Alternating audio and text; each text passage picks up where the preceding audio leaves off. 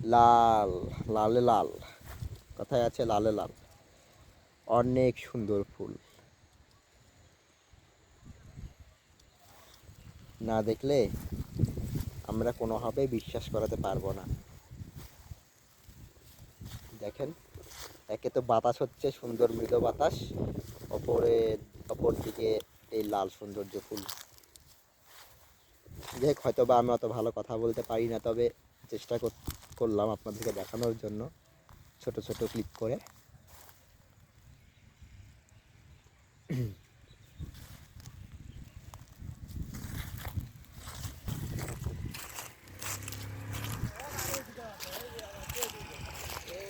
আর এই সময়গুলো আসলে অনেক মনোমুগ্ধকর।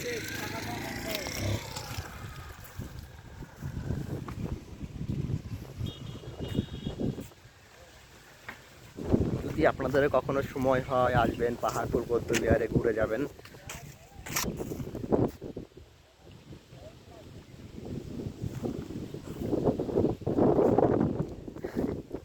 আমার বন্ধু সুলভ ফ্রেন্ড, বাচ্চা সুলভ আচরণ।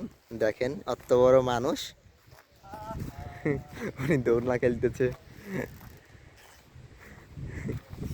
দাদা আমার দোলনা খেলতেছে, দেখেন সেই আনন্দ, সে চরম আনন্দ পাচ্ছে। দাদা 30 টাকা খরচ করে ঢুকছে, তো দাদা টাকা 30 টাকা ওষুধ করে নিচ্ছে। 30 বার খেলবে, 30 টাকা ওষুধ করে নেবে।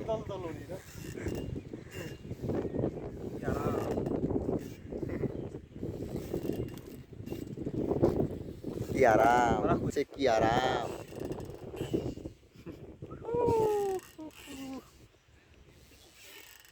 এই সঞ্জিত,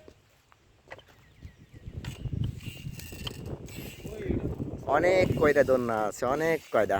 আপনারা যখন আসবেন অবশ্যই অনেক আনন্দ করতে পারবেন।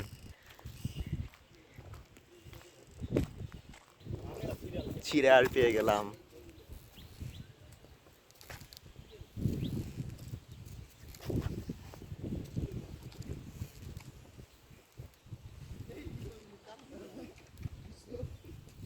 যাক, অনেক মজা পেলাম আমিও, যদিও পিছনে ঠেলাদার মানুষ নাই, সুতরাং নিজেই করতেছি।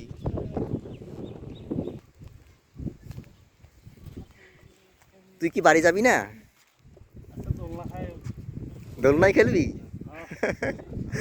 আমার দোলনা খায় পেট ভরায়। দোলনা খাইয়ে উনি পেট ভরাচ্ছে। একটা গান লাগাই দিব। কি যেন গান? কি গান? হব না আর চাচুরি তোর, হব না কানেরি দুল, হব না। তারপরে কি কয় বলিস?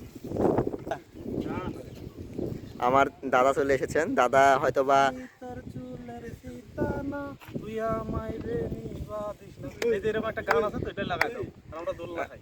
আর আমার সঞ্জিত দা, ও একটা আদিবাসী জয়পুরের গান বলবে মনে হয় যত সম্ভব। দাদা একটু যদি বলতো অবশ্যই ভালো লাগতো।